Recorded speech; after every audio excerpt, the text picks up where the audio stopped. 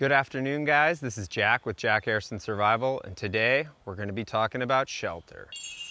Shelter is a very important skill to get good at. The reason for this is the number one cause of death when people get lost outside is exposure. Now, exposure can mean a number of things, but to simplify it, it's basically your body struggling to thermoregulate. Conservation of energy is a cornerstone upon which all of the things we do in a survival situation are built upon. With conservation of energy being the number one priority, it's important to understand that thermoregulating efficiently is going to fall straight into that, as our body is going to be burning calories and water, energy, to thermoregulate efficiently. So if we're in a situation where our body is losing heat, we are losing that precious energy. The ways in which our body loses and gains heat include conduction, convection, radiation, evaporation, and respiration. The two main ways that our body loses heat that we need to think about from a shelter point of view are conduction and convection. Conduction meaning your body making contact with a surface that is either colder or warmer than you. For example, sleeping on the bare ground without a layer of insulation. Convection can be a number of different things, although the simplest way to describe it is wind chill.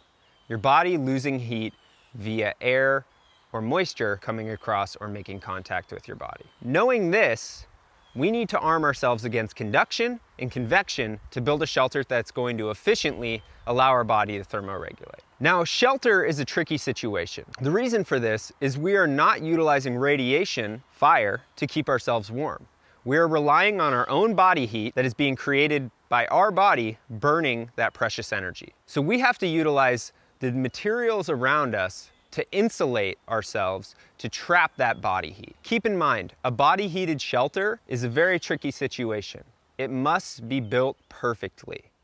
The more space your body has to heat, the more energy you are going to burn heating it. The more energy we waste, the more we open ourselves up to hypothermia and/or hyperthermia. 90% of cases of hypothermia are related to dehydration and calorie depletion. Fatigue is in the same book. The more energy we waste and the less energy we conserve, the more likely we're going to end up in a situation where we're not able to procure our basic needs. I believe one of the biggest myths in survival today would be that the debris shelter is the number one survival shelter.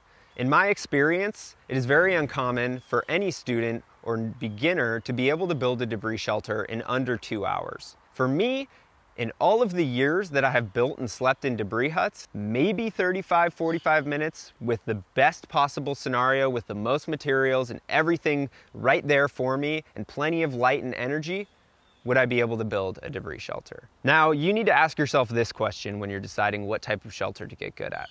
When do I decide to spend the night? This is going to dictate what you're able to do. Now, the solution for the debris hut myth is very simple.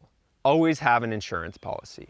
So when you begin building your debris shelter, what is going to insulate you? Insulation is basically trapped air inside of any type of material, whether that be fiberglass, insulation in your house, whether that be goose down, whether that be synthetic fiber or foam. That material is going to trap air against your body. So basically anything from green vegetation to dead vegetation to grass to moss has the ability to insulate. So when you go ahead and you start building your debris hut, consider that you will need the insulation above everything else. A cute little A-frame of sticks is not going to keep you warm through the night. So step one when building your debris hut is collecting the debris. That way you can construct a duff bed in the event that you run out of time, which I can guarantee you in a lost person situation will be 90% of the time. When building a shelter, you want to find a good location. Two things you're looking for are material availability and safety. So the most important thing is that there is an enormous amount of materials, and two, that you're in a place that's going to be safe to sleep in. So we've found our location. It's not perfect. It's on a little bit of a slope. If we look up above, there is an enormous amount of branches. Redwoods do have a tendency to shed their branches even when green, although this is the best we can do right now.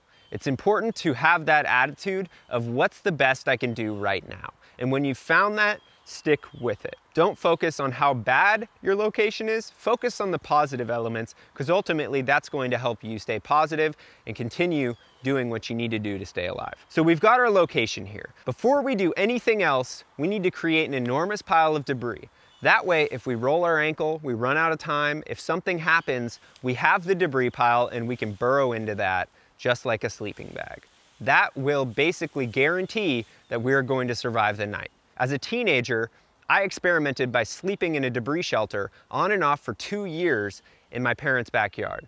I spent an enormous amount of time in a variety of shelters, often reconstructing them, and I learned invaluable amount of information from that experience. So we've got our location, we've got our debris. The next thing we want to do is begin to build our frame. So when building our frame, ideally we want to utilize as many pre-existing structures as possible.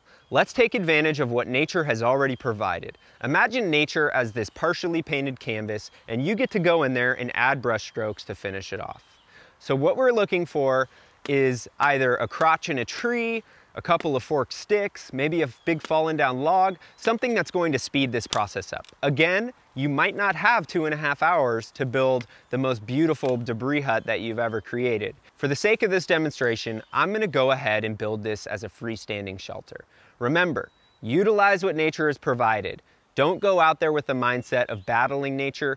Go out there with the mindset of taking advantage of all these amazing things that are already created for you. You might even be able to find a shelter that's mostly completed. Here in Northern California, where we live, we've got all of these redwood trees that have been struck by lightning and create a big cavity inside of them. In a storm, you could very quickly and easily stuff one of those cavities with debris and crawl in and call it a night. So first thing we're gonna do when creating our debris shelter structure is we're going to prop 2 sticks together.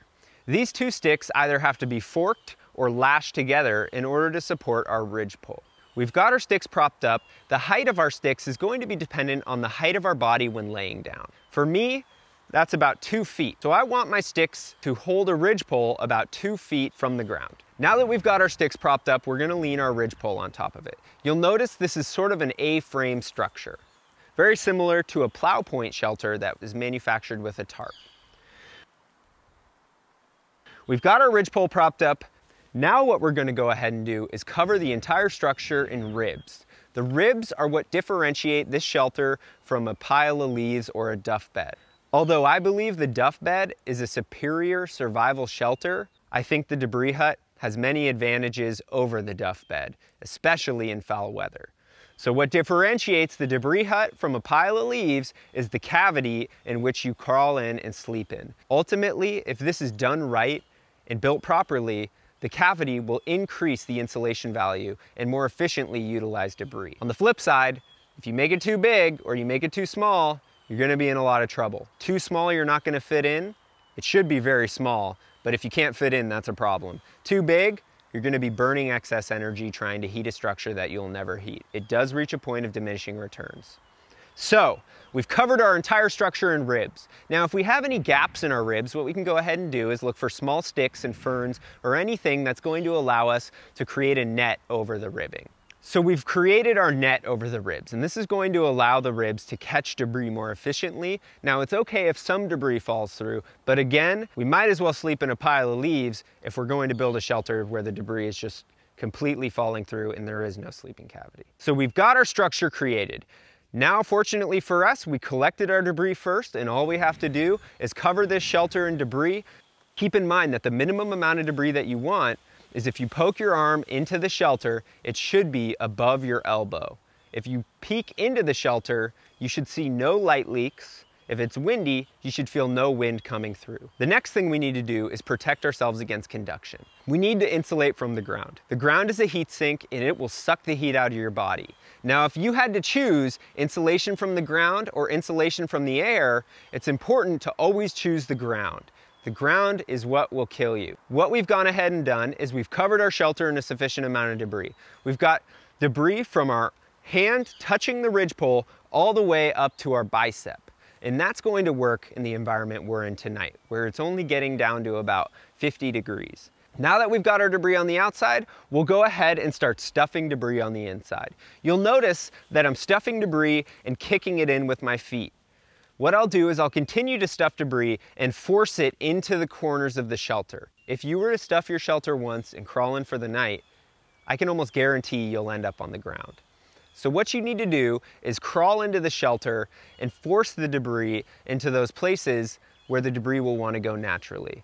Debris is going to take the path of least resistance, so make sure you're forcing that debris into those places that your body will not be making contact with. Keep in mind, our debris cross-section is a triangle, our body is not. So we need to force debris into those corners in order for it to efficiently insulate. So I've gone ahead, I've stuffed my shelter. The last thing I need before I can crawl in and call it a night is a door. The biggest mistake I see with doors is people use things like bark or sticks to create their door. Ultimately, the best door is consistent with the rest of the shelter, meaning it insulates. So in this situation, we will utilize debris. So we've created our giant debris pile. If necessary, we'll shrink our entrance to our door, just like this. Once we've got our door plug, we can crawl in the debris hut feet first and go ahead and pull that debris in behind us and get comfortable and call it a night. If you do have extra space in your shelter, my advice would be to collect more debris and pull it on top of you, much like a blanket. Either that or go ahead and stuff it with more debris to raise your body up and closer to the ridgepole. Again, the more space your body has to heat, the more energy you're gonna burn heating it. Keep in mind, guys, the debris hut is a great survival shelter, but ultimately it takes time and energy and experience in order to be able to rely upon this skill. Please do not try and build a debris hut in a lost person situation if you have never done it before. Go ahead, make a giant pile of leaves and burrow into that. The likelihood of you making a mistake with a debris shelter is very high. Not only that, but it's going to take you a quarter of the amount of time just to collect enough debris to crawl into. Collect as much debris as you possibly can before it gets dark. One trick that I like to use is start collecting your materials from farthest away while it's light and work your way in while it's dark. That way you don't end up in the pitch black, having stripped the materials from the immediate vicinity, hiking through the night to get materials from a far off location. I hope you guys enjoyed this video. Keep in mind, with all of these skills, they take practice. Get off the computer, go outside, build a debris hut, sleep in it, test your skills, do it in a safe way, bring extra gear just in case you mess up and you build a bad shelter. Ultimately, those are the learning experiences that will keep you alive if you do end up lost. Please subscribe if you enjoyed this video. Check out my website at jackharrisonsurvival.com. I'm available for classes, coming to speak at your school or an event. You can contact me at jackharrisonsurvival@gmail.com. Check out my Instagram page at jackharrisonsurvival. Thank you guys and have a great day.